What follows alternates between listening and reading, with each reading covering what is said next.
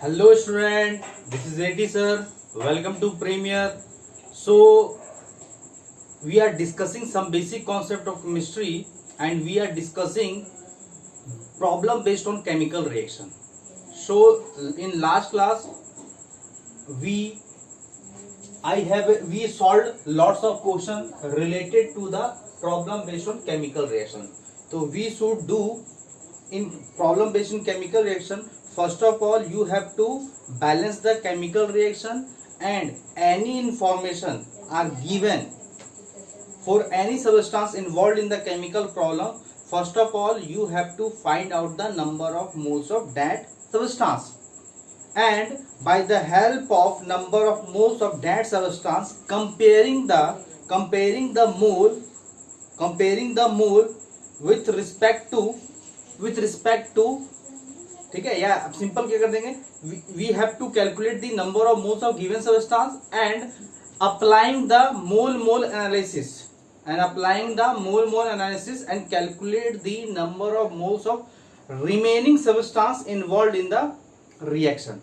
सिर्फ यही काम करना है. सबसे पहले रिएक्शन को बैलेंस करो. बैलेंस करने के बाद जिस किसी का भी इंफॉर्मेशन गिवन दिया हुआ है उससे मोल निकालो और मोल एनालिसिस लगा के रिमेनिंग जितने भी सब्सटेंस है रिएक्टेंट प्रोडक्ट में वो सारे का मोल्स निकाल लो. अगर निकाल लियो तो उसका वेट भी पता है, वेट पता है तो मोल्स पता है.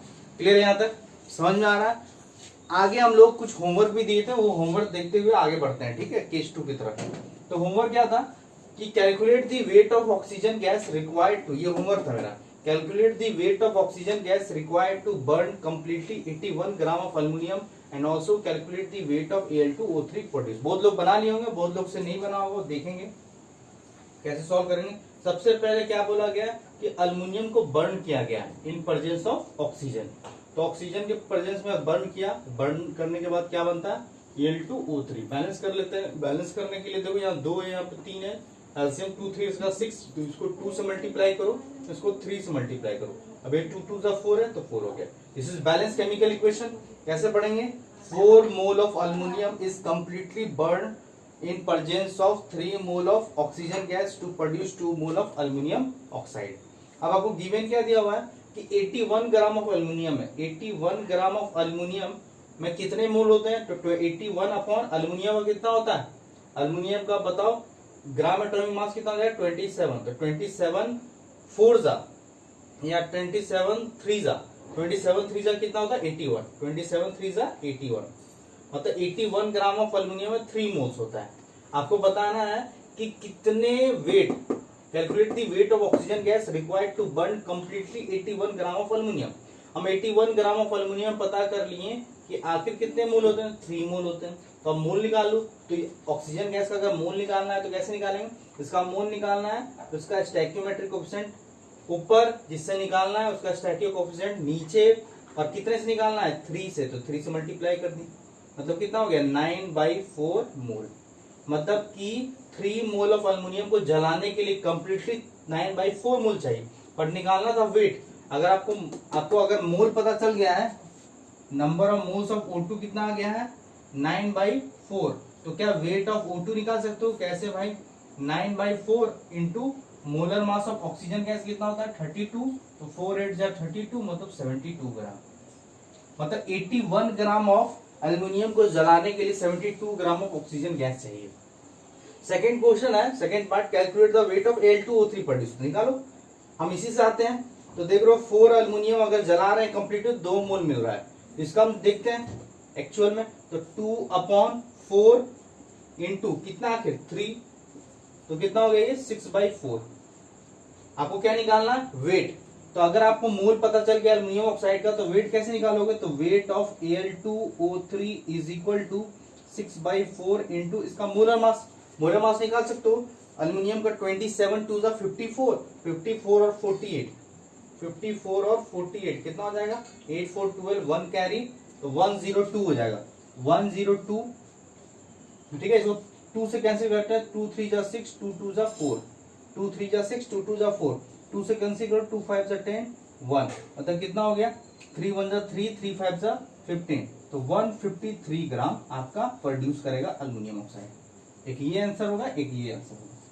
आई होप कि आप लोगों को समझ में आ गया होगा इस टाइप का क्वेश्चन। इस टाइप के क्वेश्चन में क्या होगा, किसी भी सबस्टांस का, किसी भी एक सबस्टांस का, if information is given for only one substance either reactant और प्रोडक्ट, रिएक्टेंट और प्रोडक्ट में केवल एक सबस्टांस का अगर इंफॉर्मेशन दिया हुआ है तो हम किसी भी रिमेनिंग सबस्टांस का मोल्स और मास निकाल सकते हैं by applying the mole mole analysis. तो मोल मोल एनालिसिस अच्छा है कि डायरेक्ट एक एक लाइन में बनाइए। ठीक है, आया समझ में, क्लियर हो गया, आगे बढ़ते हैं। नेक्स्ट आज का टॉपिक लिमिटिंग रिएजेंट से रिलेटेड है, देखते हैं आगे। वेट, तो नेक्स्ट केस हम लोग इसी पे लिखते हैं। नेक्स्ट केस,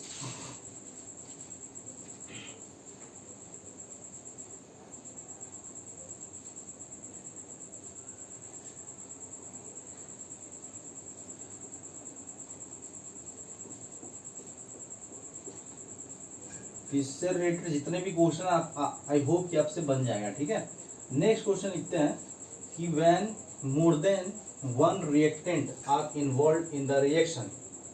ठीक है, व्हेन मोर देन, आज का कॉन्सेप्ट जो होगा problem based of chemical reaction में लिमिटिंग रिएजेंट और एक्सेस रिएजेंट पे होगा। ठीक है, अगर लिमिटिंग रिएजेंट समझ में आ गया तो एक्सेस रिएजेंट अपने आप समझ में आ जाएगा। ठीक है, तो टॉपिक का नेम ही लिखेंगे। ठीक है, प्रॉब्लम बेस्ड में ही है, concept of limiting reagent, concept of limiting reagent, concept of limiting reagent and excess reagent. ठीक है, बहुत इंपॉर्टेंट है।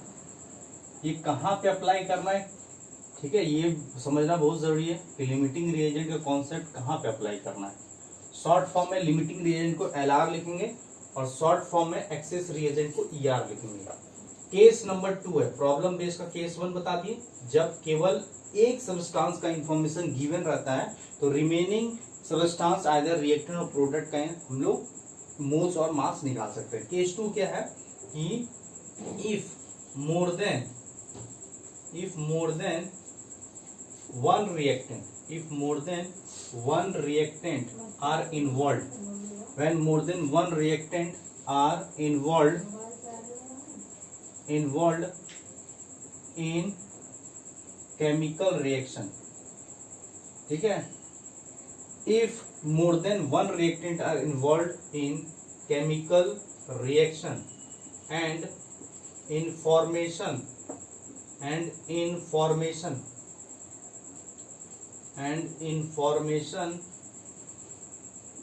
about, and information समझे, information मतलब मास या moles, and information about at least two reactant, about at least two reactant are given, two reactant are given। ठीक है, and at least information about at least two reactant are involved, two reactants are involved, तब ये apply करना है concept of limiting. तो apply करना है concept किसका, apply concept of limiting reagent and excess reagent. पहले ये नोट करो केस 2 क्या है, बहुत इंपॉर्टेंट है, बहुत लोगों को समझ में नहीं आता है कहाँ पे अप्लाई करना है।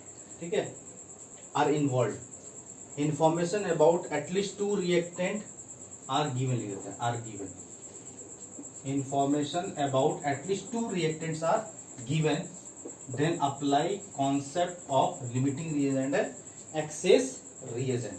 पहले इतना कॉपी नोट करो, जल्दी से नोट कीजिए। ठीक है, समझिए क्वेश्चन को, समझिए यहाँ पे कहाँ पे लिमिटिंग रिएजेंट का कॉन्सेप्ट अप्लाई करेंगे, कहाँ पे एक्सेस रिएजेंट का कॉन्सेप्ट अप्लाई करेंगे, समझो यहाँ पे। If more than one reactant are involve in the chemical reaction and information about at least two reactants are given, then apply the concept of limiting reagent and excess reagent. ध्यान दीजिएगा, समझ में आ रहा है कि अगर मान लो किसी रिएक्शन में एक से ज्यादा रिएक्टेंट इन्वॉल्व है, if more than one reactant are involved in the chemical reaction and information like mass and moles about at least 2 reactant, कम से कम 2 रिएक्टेंट का अगर इंफॉर्मेशन दिया हुआ है, कम से कम 2, 3 भी हो सकता है, 4 भी हो सकता है, बट कम से कम अगर 2 रिएक्टेंट का इंफॉर्मेशन गिवन है किसी भी रिएक्शन में, तो हमेशा आप कॉन्सेप्ट क्या अप्लाई करेंगे, लिमिटिंग रीजेंट और एक्सेस रीजेंट का। समझो ये क्यों करते हैं ऐसा, कि फर्स्ट ऑफ ऑल हम लोग क्या करते हैं कि if information about 2 reactant are given in the reaction, then first of all we have to decide which of the reactant are consumed first and which of the reactant are remain in the reaction। मतलब कि दोनों reactant में अगर information दिया हो तो सबसे पहले पता करते हैं कि वो कौन सा इनमें से रिएक्टेंट सबसे पहले खत्म हो जाएगा रिएक्शन में, वही हमारा बनता है लिमिटिंग रिएजेंट। क्योंकि पहले वो नहीं पता करेंगे, क्योंकि देखो 3-4 रिएक्टेंट है और कोई रिएक्टेंट मान लो पहले खत्म हो जा रहा है, जैसे कि आपको कोई रिएक्शन अगर होना है तो कम से कम जैसे N2H2 को रिएक्ट होंगे तभी तो अमोनिया बनेगा। अगर मान लो N2 खत्म हो गया तो क्या बन पाएगा, क्या फिर अमोनिया बन पाएगा?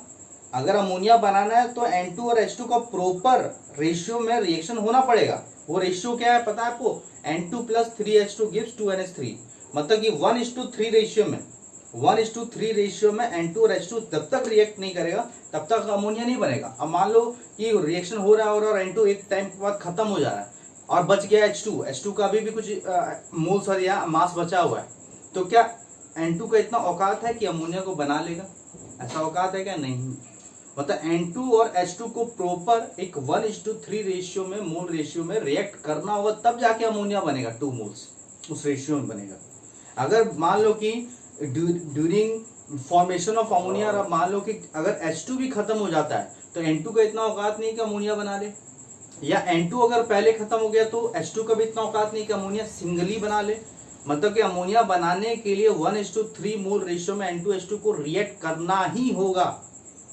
ऐसा नहीं कि N2 खत्म हो गया H2 अकेले आपका क्या बना दे रहा है, अमोनिया बना दे रहा है, या मान लो कि N2 सिंगली आपका अमोनिया फॉर्म कर दे रहा है, ऐसा नहीं है।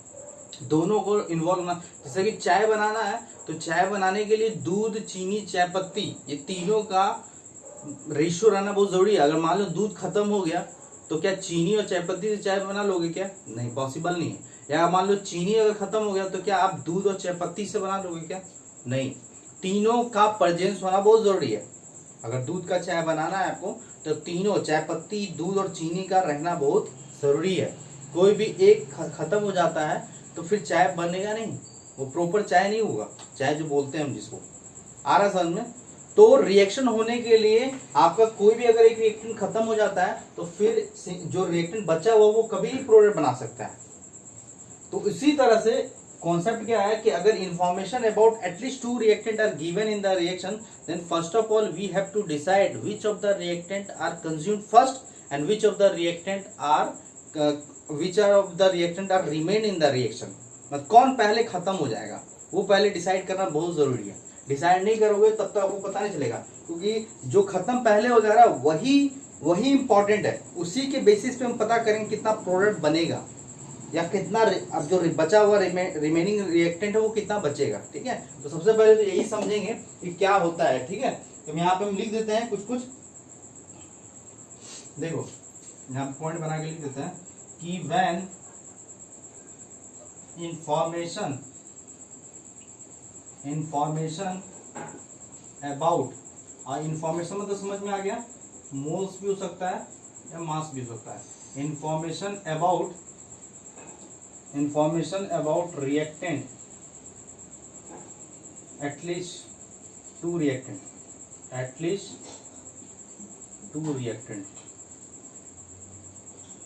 when information about at least 2 reactant are given in the problem,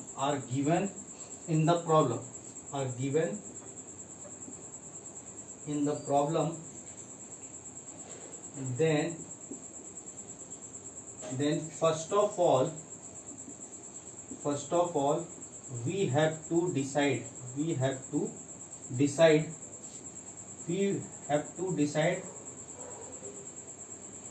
which of the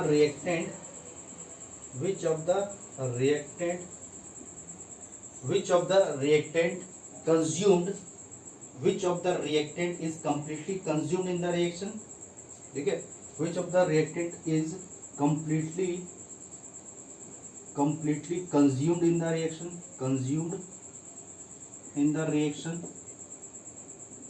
and which is remaining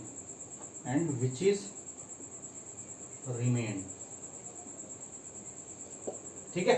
तो सबसे पहले पता करना होगा, जब भी आपका कम से कम दो रिएक्टेंट का इन्फॉर्मेशन गिवन है तो फर्स्ट ऑफ ऑल आपको डिसाइड करना होगा कि कौन कंप्लीटली कंज्यूम्ड हो रहा है और कौन बच रहा है रिएक्शन में, क्योंकि वही डिसाइड करेगा कितना प्रोडक्ट बनेगा और वही डिसाइड करेगा कितना अब जो रिमेनिंग रिएक्टेंट है वो कितना बच जाएगा after the completion of reaction. ठीक है, आ रहा समझ। तो यहीं से कॉन्सेप्ट अराइज होता है लिमिटिंग रिएजेंट और कॉन्सेप्ट रिएजेंट का। तो सबसे पहले इसका नोट करो, पहले समझ में आ रहा है कहाँ पे लिमिटिंग रिएजेंट का कॉन्सेप्ट अप्लाई करना है, कहाँ पे एक्सेस रिएजेंट का कॉन्सेप्ट अप्लाई करना, ये समझना बड़ा जरूरी है। अगर ये आप नहीं अच्छे से समझ पाए ना फिर आप क्वेश्चन नहीं बना पाओगे। तो ये जानना बहुत इंपॉर्टेंट है कि if more than one reactant are involved in the reaction and information about at least two reactants are given, then apply the concept of limiting reagent and excess reagent. Why? Because first of all we have to decide which of the reactant is completely consumed in the reaction and which is remained.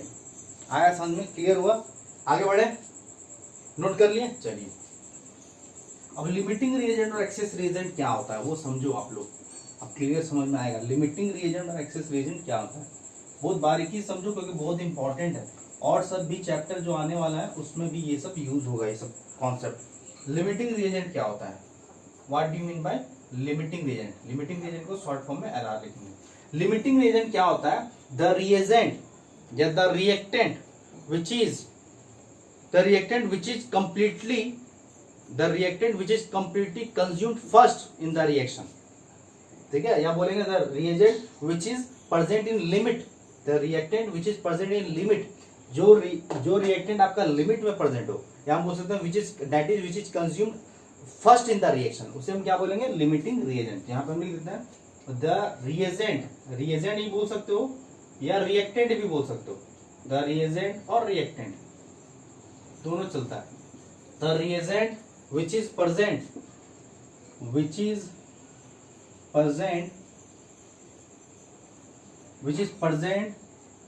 limit, the reagent which is present in limit। ठीक है, the reagent और reactant, reagent को ही reactant बोलते हैं, the reactant which is present in limit that is consumed earlier in the reaction, या बोल देंगे consumed first in the reaction, जो पहले खत्म हो जाए, first in the reaction, जो रिएक्शन में पहले खत्म हो जाए, वो रिएक्टेंट जो रिएक्शन में पहले खत्म हो जाए उस रिएक्टेंट को क्या बोलेंगे, is known as limiting reagent. Limiting reagent क्या होता है, the reactant which is present in limit, जो लिमिट में प्रेजेंट हो, या उसी को सिंपल तरीके से बोल सकते हैं that is consumed first in the reaction, जो आपका रिएक्शन में पहले खत्म हो जाए उसे बोलते हैं लिमिटिंग रिएजेंट। इसी तरह से एक्सेस रिएजेंट क्या होता है, द रिएजेंट और रिएक्टेंट, रिएजेंट को ही रिएक्टेंट बोलेंगे कि वैसा reactant, the reactant which is present in excess, जो रिएक्शन में कैसा प्रेजेंट हो, विच is present in excess amount, जो एक्सेस अमाउंट में प्रेजेंट होता है उसे क्या बोलते हैं एक्सेस रिएजेंट, या बोल सकते हो that is remain, that is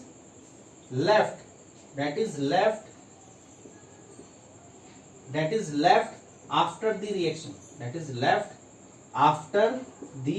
reaction, जो रिएक्शन में after the completion of reaction complete होने के बाद, after the completion of reaction खत्म होने के बाद भी बचा हुआ रहे उसे क्या बोलते हैं excess reagent, is known as excess reagent. समझ में आया क्या लिमिटिंग रिएजेंट?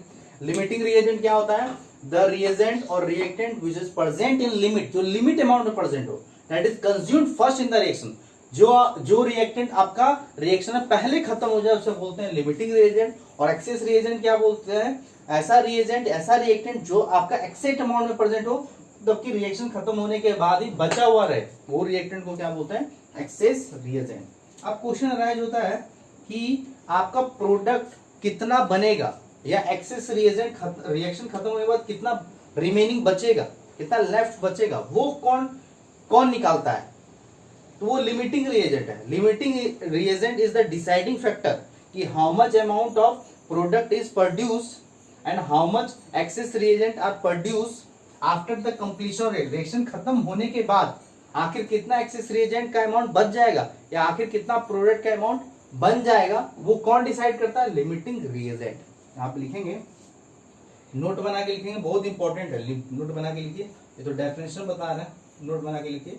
मतलब limiting reagent is the deciding factor, यही डिसाइड करता है, इज द डिसाइडिंग फैक्टर, ये डिसाइड करेगा, ये डिसाइडिंग फैक्टर है, बहुत इंपॉर्टेंट है।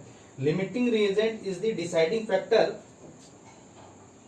Deciding factor in the reaction how much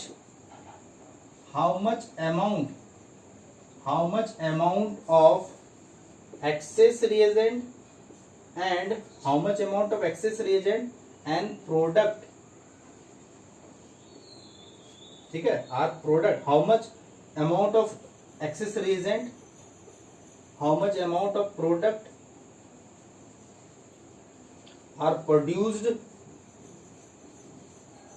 and how much amount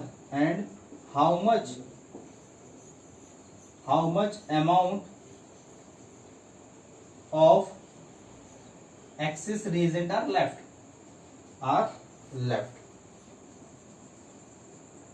after the completion of reaction, note करेंगे, सभी चीज नोट करेंगे, ठीक है। तो लिमिटिंग रिएजेंट क्या होता है? Is the deciding factor. किसी भी रिएक्शन में लिमिटिंग रिएजेंट क्या होता है? एक डिसाइडिंग फैक्टर हो जाता है। इस टाइप के क्वेश्चन में जब भी आपका कम से कम एक से ज्यादा रिएक्टेंट इन्वॉल्व हो और कम से कम 2 रिएक्टेंट का इन्फॉर्मेशन गिवन होता है, तो limiting reagent is the deciding factor in the reaction कि how much amount of product are produce and how much amount of excess reagent are left after the completion reaction. वो कहां से पता चलेगा? Limiting reagent बताएगा, वो limiting reagent ही निकालता है, समझ में आ रहा है? तो लिमिटिंग रिएजेंट क्या होता है कि the reactant which limit the reaction को लिमिट कर दे, या the reactant which is present in the limit amount that is consumed first in the reaction is known as limiting reagent। और excess reagent क्या होता है? the reactant which is present in excess amount that is left after the completion of reaction is known as excess reagent। and limiting reagent is the deciding factor in the reaction कि how much amount of product are produced and how much amount of excess reagent are left after the completion of reaction। मतलब limiting reagent is very very important factor। तो limiting reagent समझ में आ गया? नहीं समझ में आया तो 1-2 एग्जांपल हम आपको देते हैं। जैसे मान लो कि ये हम हमेशा एग्जांपल देते हैं, ये जब भी हम टॉपिक पढ़ाते हैं ये एग्जांपल बड़ा यूनिक है और ये एग्जांपल बड़ा समझने में आसान होता है। जैसे मान लो 2 फ्रेंड मान लो सपोज मेला घूमने का प्लान बनाया, ठीक है, 2 फ्रेंड है, 2 फ्रेंड जो है आपका मेला घूमने का प्लान बनाया सपोज दुर्गा पूजा में, और दोनों ने डिसाइड ये किया कि दोस्ती अपने जगह पे है, बट जहाँ भी जो भी चीज़ हम लोग घूमेंगे एक साथ, वहां पे अगर जितने भी पैसे लग रहे हैं उसका हाफ क्या हो जाएगा? कंट्रीब्यूट होगा। कहीं भी खर्च कर रहे हैं घूमने में, या कोई भी अगर कुछ भी हम लोग घूम रहे हैं या खा रहे हैं या कोई भी चीज़ हम लोग शो देख रहे हैं, तो वहां पे जितना भी पैसा लगेगा उसमें हाफ कंट्रीब्यूट हो जाएगा। ये डिसाइड किया, दोस्ती अपनी जगह पे है, बट जहाँ भी जो भी चीज़ होगा, पैसे जहाँ भी लगेंगे वहाँ पे हाफ कंट्रीब्यूट हो जाएगा, कम ज़्यादा कहीं नहीं होगा। लोग डिसाइड करके पहले डिसाइड करके जाना स्टार्ट किए। मान लो कि ए एक फ्रेंड था, एक बी फ्रेंड था। ए के पास मान लो कि 500 रुपया था, वो 500 रुपया लेके चला, और बी के पास था 300। बी के पास था कितना? 300, और ए के पास था 500। ये लोग यहाँ मेला घूमना स्टार्ट किया। जो भी चीज़ खा रहा है, जो भी चीज़ घूम रहा है, जो भी चीज़ खरीद रहा है, ठीक है, वो लोग हाफ डिस्ट्रीब्यूट कर ले रहे हैं, ठीक है। अब ये बताओ कि दोनों में सबसे पहले पैसा किसका खत्म हो जाएगा? एक के पास 500 है और बी के पास 300 है। सबसे पहले पैसा किसका खत्म हो जाएगा? ऑब्वियस है बी का। अगर दोनों सेम अमाउंट ऑफ अगर मनी खर्च कर रहा है, ठीक है, खर्च कर रहा है, तो सबसे पहले ए का ही खर्च होगा ना, क्योंकि ए के पास कितना है? ए के पास 300 और बी का 500 है, कि ए का 500 बोले थे। चलो मान लेते हैं ए का 500 और बी का 300 है, तो ए का खत्म पहले होगा या बी का खत्म होगा? बी का ऑब्वियस खत्म होगा, क्योंकि बी के पास 300 है और ए के पास 500 है, तो सबसे पहले खत्म किसका होगा? बी का। मतलब कि ए और बी में सबसे पहले पैसा खत्म होने वाला बी का है। मतलब बी यहाँ पे क्या है? लिमिटिंग रिएजेंट है। और ए मेरा क्या है, एक्सेस रिएजेंट है। मतलब कि और कौन डिसाइड करेगा कितने देर तक मेला घूमेंगे, कौन डिसाइड करेगा, ए या बी, कितने देर तक हम लोग मेला घूम सकते हैं वो कौन डिसाइड करेगा, ए या बी, बी डिसाइड करेगा। जैसे ही बी का पैसा खत्म होगा 300, ए वाला बोलेगा चलो अब घर चलते हैं, ठीक है, पैसा खत्म हो गया आपका, तो वो थोड़ी ना अपने पैसे से ऐश कराएगा ए। तो बी का जैसे ही खत्म हो जाएगा मेला वहीं पे घूमना बंद हो जाएगा। मतलब कि कितने टाइम तक मेला घूमा जाएगा वो कौन डिसाइड कर रहा है, बी, क्योंकि बी के पास 300 है, वो लिमिटिंग रिएजेंट है, तो बी आपका लिमिटिंग रिएजेंट, कितने देर तक घूमेंगे। और मेला खत्म होने के बाद, घूमने के बाद ए के पास कितना बच जाएगा वो कौन बताएगा, वो भी आप बी ही बताएगा, क्योंकि अगर 300 बी का खत्म हुआ है तो ए का भी उसी रेशियो में 300 खत्म होगा, तो बचेगा कितना, बचेगा आपका कितना बच जाएगा 200, तो 200 अमाउंट लेफ्ट बच जाएगा घूमने के बाद भी। तो बी मेरा क्या होगा, लिमिटिंग रिएजेंट, ए मेरा क्या होगा, एक्सेस रिएजेंट। मेला कितने देर तक घूमेंगे वो कौन बता रहा है, बी। मेला घूमने के बाद ए के पास कितना अमाउंट बच जाएगा वो कौन बता रहा है, बी। कितना बच जाएगा 200, क्योंकि 500 माइनस 300 200 आए समझ में। यही कॉन्सेप्ट है लिमिटिंग रिएजेंट, एक्सेस रिएजेंट। उसी तरह रिएक्शन में रेशियो के अकॉर्डिंग लिमिटिंग रिएजेंट बताता है कितना प्रोडक्ट बनेगा और कितना एक्सेस रिएजेंट का अमाउंट बचेगा। तो लिमिटिंग रिएजेंट पता करना बहुत इंपॉर्टेंट है जब आपका कम से कम 2 रिएक्टेंट का इन्फॉर्मेशन अगर गिवन है तो। अब लिमिटिंग रिएजेंट निकालते कैसे हैं, बहुत इंपॉर्टेंट चीज है, यहां तक नोट कर लिए, आगे बढ़े चलिए। अब लिमिटिंग रिएजेंट हम लोग निकालते कैसे हैं ये भी समझेंगे हम लोग। लिमिटिंग रिएजेंट हम लोग निकालते कैसे हैं, वो सिंपल सा स्टेप है, स्टेप 2-3 स्टेप है।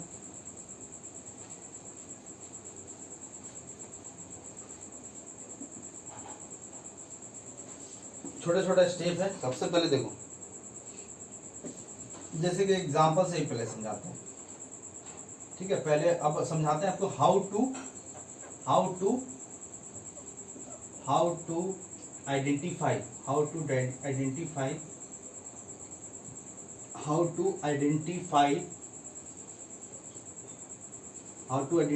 विच इज लिमिटिंग रिएजेंट। कौन सा लिमिटिंग रिएजेंट वो कैसे आइडेंटिफाई करेंगे, समझो। तो पहले एग्जांपल से समझो, सिंपल सा। जैसे मान लो एग्जांपल लिख लेते हैं, a + 2b गिव्स c, एक आर्बिट्री रिएक्शन लिख लीजिए, बैलेंस केमिकल रिएक्शन है, और आपको दे दिया है सपोज मान लो मूल के ही टर्म में दे दिया है कि a का मूल कितना है, a का मूल आपका मान लो कि 4 है, और b का मूल जो है आपका वो कितना है दे देते हैं। b का मूल मान लो कि आपका सपोज इसका 5 मान लेते हैं, इसका 5 है और b का मूल 8 मूल है। a का कितना मूल है 5 और b का कितना मूल है 8। आपको बताना है कि ये दोनों में a और b क्या है रिएक्टेड है, ये दोनों में बताना है कौन सा लिमिटिंग रिएजेंट है। तो कैसे पता करते हैं, सिंपल तरीका है। सबसे आसान तरीका क्या है कि अगर आपको लिमिटिंग रिएजेंट निकालना है तो सबसे पहले ना रिएक्टेंट का मोल्स निकाल। तो मोल्स तो दिया हुआ है, अगर वेट देता तो क्या कैसे मोल निकालते हैं, मोल निकालते हैं हम लोग कैसे, इसके मोलर मास से डिवाइड करते हैं, ए का मोलर मास है और बी का मोलर मास से डिवाइड करते हैं। अगर वेट दिया रहता तो मोल दिया तो कोई दिक्कत ही नहीं है। तो पहला स्टेप क्या करना है, स्टेप 1 में क्या करना है, देखो स्टेप भी लिखते चलते हैं। स्टेप 1 क्या करना, बड़ा सिंपल स्टेप। सबसे पहले क्या करना है, find the number of mole. सबसे पहले रिएक्टेंट का क्या बनाना है, क्या निकालना है, नंबर ऑफ मोल्स, ठीक है। स्टेप 2 में क्या करना है, स्टेप 2 में अब जो आपका मोल दिया हुआ है, यहाँ पे अगर वेट देता तो मोल निकालते, अगर मोल दिया तो कोई दिक्कत ही नहीं है। स्टेप 2 यहाँ पे स्टेप 1 तो करना ही नहीं है। स्टेप 2 में क्या करना है कि बैलेंस केमिकल इक्वेशन, ये तो रिएक्शन क्या है, बैलेंस केमिकल इक्वेशन है। बैलेंस केमिकल इक्वेशन में जो स्टैक्योमेट्रिक कोफिशिएंट है, ठीक है। अब क्या करना है स्टेप 2 में कि बैलेंस केमिकल इक्वेशन जो स्टैक्योमेट्रिक कोफिशिएंट उसको क्या करना है, डिवाइड करना है। 8 को भी डिवाइड करना है 2 से, 8 को भी 2 से और 5 को 1 से, ठीक है। यहाँ कैंसिल हो गया, ये कितना हो गया 4, यहाँ पे कितना हो गया 5। पहले डिवाइड करना है, ठीक है। तो स्टेप 2 में क्या करना है कि divide the number of moles, ठीक है। पहले तो to find the number of reactant का नंबर ऑफ मोल्स निकालना है, to find the number of moles of reactant, then divide the number of moles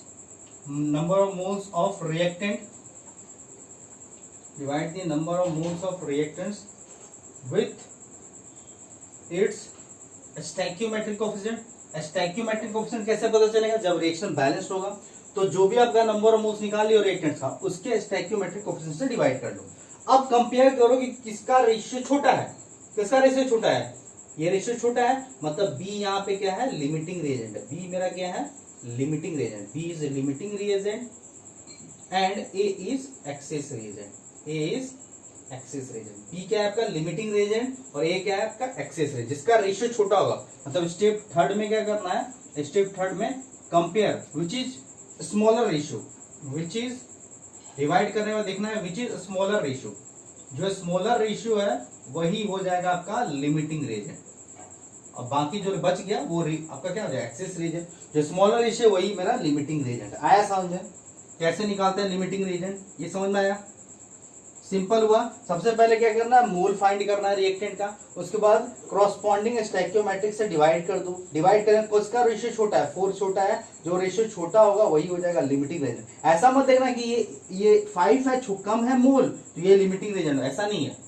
ratio check करना पड़ता है ना, रेशियो, ये कितना रेशियो, क्योंकि देखो यहाँ पे 2 मोल बी को रिएक्ट करने के लिए कितना मोल चाहिए, 1 मोल, 2 मोल बी को रिएक्ट करने के लिए 1 मोल चाहिए, इसका आधा चाहिए, कम है ना, तो 8 मोल रिएक्ट करने के लिए कितना चाहिए, ए को 4 मोल चाहिए, तो एक्सेस हो गया ना ये 5, 8 मोल को कंप्लीटली बी को रिएक्ट करने के लिए कितना चाहिए, 4, 2:1 का रेशियो है, मतलब 2 मोल ऑफ बी को कंप्लीटली रिएक्ट करने के लिए 1 मोल चाहिए, मतलब अगर ये 2 मोल ऑफ बी को कंप्लीट रिएक्ट करने के लिए कितना मोल चाहिए, 1, तो 8 मोल बी को रिएक्ट करने के लिए ए का कितना मोल चाहिए, कंप्लीट रिएक्ट करने के लिए 8 मोल को 4 मोल चाहिए, तो ये तो 5 मोल एक्सेस हो गया ना, तो ये तो बच जाएगा, लास्ट में कितना बच जाएगा, 1 मोल, क्योंकि 4 मोल ए कंप्लीट रिएक्ट कर देगा, कंप्लीटली कंज्यूम करा देगा 8 मोल ऑफ बी को, और लास्ट में 1 मोल क्या हो जाएगा, बच जाएगा, क्योंकि 4 मोल का यूज हुआ, 1 मोल तो बच गया और इसका पूरा कंप्लीट हो जाएगा। आ रहा रेशियो, अगर मान लो कि हम बोलते हैं कि 20 मोल ऑफ बी को रिएक्ट करना है, 20 मोल ऑफ बी को रिएक्ट करना है, तो इसका कितना मोल चाहिए कंप्लीट रिएक्ट करने के लिए, 20 मोल बी को कंप्लीट रिएक्ट करने के लिए कितना मोल चाहिए, 10 मोल, आधा चाहिए, समझ में आ रहा है। तो उसी तरह से 8 मोल बी को कंप्लीट रिएक्ट करने के लिए कितना मोल चाहिए, 5, तो ये तो एक्सेस हो गया ना, तो 8 मोल कंप्लीट रिएक्ट करने के लिए 4 चाहिए, तो 1 मोल तो क्या बच गया आपका, एक्सेस हो गया। तो जैसे ध्यान रखिएगा, निकालने का बड़ा सिंपल तरीका, पहले मोल निकालो, तो स्टोइकियोमेट्रिक कोएफिशिएंट से डिवाइड करो, जो छोटा हो जाएगा वही लिमिटिंग रिएजेंट है, बाद बाकी रिमेनिंग आपका एक्सेस रिएजेंट होगा। अब यही रिस्पॉन्सिबल होगा, इसी के हेल्प से हम लोग सी कितना बनेगा और ये कितना बचेगा हम लोग निकाल सकते हैं। आया समझ में, क्लियर होगा तो नोट कर लो, यही एग्जाम्पल भी दे दिए आपको और सीधा सीधा स्टेप भी बता दिए, तो नोट करो, एक क्वेश्चन बनाएंगे इजिली समझ में आ जाएगा आपको, ठीक है। एक क्वेश्चन कर लेते हैं फिर समझ में आ जाएगा, एक छोटा सा क्वेश्चन लेते हैं, हटाते हैं, चलिए एक जल्दी से क्वेश्चन करते हैं तो समझ में आ जाएगा।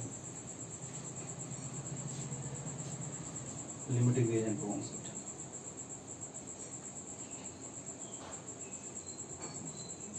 देखिए एक छोटा सा क्वेश्चन ले लेते हैं, question number 1, when 5 mole of SO2 reacts with 5 mole of O2 to produce SO3,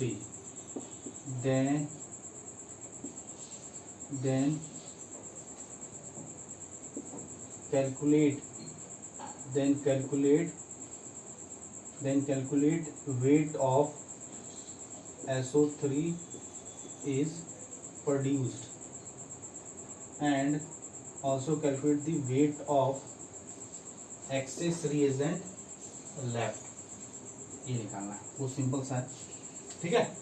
When 5 mole of SO2 reacts with 5 mole of O2 to produce SO3, then calculate weight of SO3 is produced and weight of excess reagent left, ठीक है।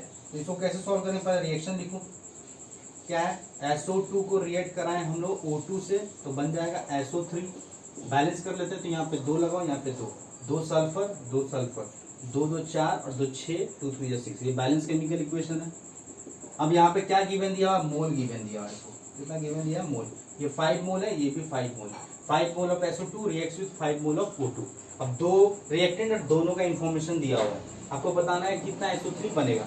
अब SO3 कितना बनेगा वो किस पे depend करेगा कि ये दोनों में कौन लिमिटिंग रिएजेंट, जो पहले खत्म हो जाएगा वही बताएगा कितना बचेगा। जैसे ही जो पहले खत्म होगा रिएक्शन बंद, उतना ही बनेगा SO3।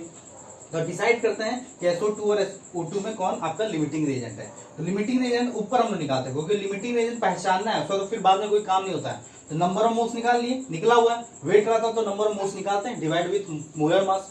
तो आप पहले क्या निकालेंगे, इसका क्या निकालेंगे, इसका सबसे पहले हम लोग निकालेंगे, इसका सबसे पहले हम लोग निकाल लिए मोल, मोल निकला हुआ है। अब हम लोग क्या करते हैं, इधर ऊपर करते हैं काम, 5 बाई मोल को स्टोइकियोमेट्रिक से डिवाइड कर दो, इधर 5, इसका स्टोइकियोमेट्रिक कोएफिशिएंट 1, यहाँ पे कितना हो गया 2.5, यहाँ पे कितना हो गया 5। कौन छोटा है, ये छोटा है, मतलब ये मेरा क्या है limiting reagent, this is limiting reagent, ये मेरा लिमिटिंग रिएजेंट है।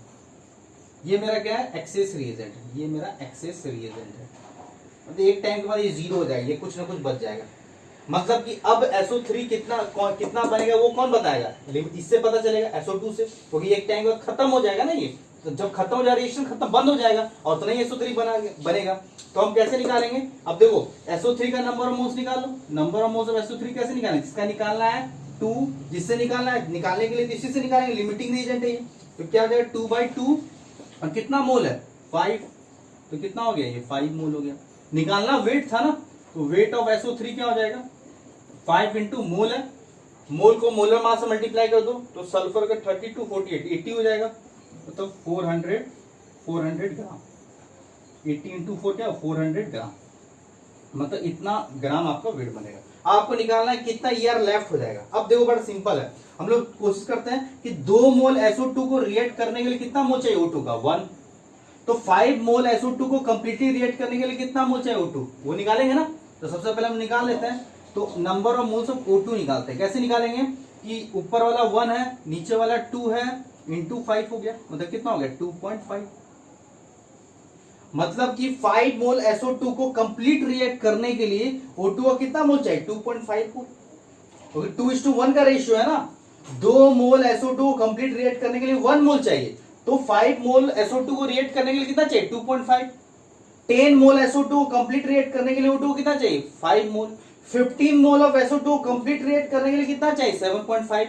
30 मोल ऑफ SO2 को कंप्लीट रिएक्ट करने के लिए कितना चाहिए 15 मोल। तो 5 मोल SO2 को कंप्लीट रिएक्ट करने के लिए कितना चाहिए 2.5 मोल।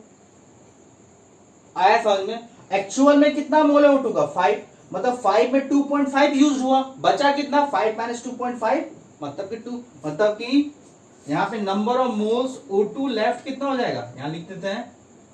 एक्चुअल में 5 था, यूज कितना हुआ 2.5, क्योंकि 5 मोल ऑफ SO2 को कंप्लीट रिएक्ट करने के लिए 2.5 चाहिए, तो बचा कितना 2.5। तो हमको निकालना क्या था वेट, तो नंबर ऑफ मोल्स आपको पता चल गया कितना लेफ्ट हुआ है, तो वेट भी निकल जाएगा। Number of moles of O2 left कितना हो जाएगा 2.5, मतलब कितना हो गया 5/2। तो 2.5 को मल्टीप्लाई कर दो, ये मोल्स है, मोल्स को मल्टीप्लाई कर दो उसके मोलर मास से। मोल से वेट कैसे निकालते हैं, मोलर मास से मल्टीप्लाई कर दो, तो 2.5 इंटू 32 मल्टीप्लाई करें, 25 2 जा 50, 5 कैरी 25 3 जा 75 और 5 80, और डेसिमल का यहाँ पॉइंट होगा तो 80 ग्राम बच जाएगा। मतलब कि O2 का कितना वेट बच जाएगा रिएक्शन के बाद 80 ग्राम, और ऐसा SO3 कितना बन जाएगा 400 ग्राम। तो इस तरह से सारा क्वेश्चन लोग बना सकते हैं। तो इससे रिलेटेड जितना भी क्वेश्चन होगा लिमिटिंग रिएजेंट एक्सेस रिएजेंट में, जब कभी भी दो रिएक्टेंट का अगर सपोज मान लो कि अगर आपको इन्फॉर्मेशन दिया हो, तो सबसे पहले पता करो कौन है उसमें लिमिटिंग रिएजेंट। और लिमिटिंग रिएजेंट पता करने के लिए पहला स्टेप क्या है, फर्स्ट स्टेप में है आपको मोल निकालना है। अगर मोल दिया तो कोई बात नहीं, उसके बाद उसके स्टोइकियोमेट्रिक कोएफिशिएंट से डिवाइड कर दो, जो छोटा रेशियो हो वही लिमिटिंग रिएजेंट है। और उसको ऊपर ही लिखना, क्योंकि उसका ज्यादा यूज नहीं है, उसको पहले तो हम आइडेंटिफाई करेंगे ना, उसको ऊपर कर लेना, बस ना काम खत्म। तो ये लिमिटिंग है, इसी से हम सारा कुछ पता कर लेंगे। आया समझ में, क्लियर है। तो इसको बनाइए, इससे रिलेटेड जितने भी क्वेश्चन है सारा सॉल्व कीजिए, फिर आगे हम लोग नेक्स्ट टॉपिक को लेके हम लोग नेक्स्ट लेक्चर में आते हैं। ठीक है, तो आज के लिए थैंक यू।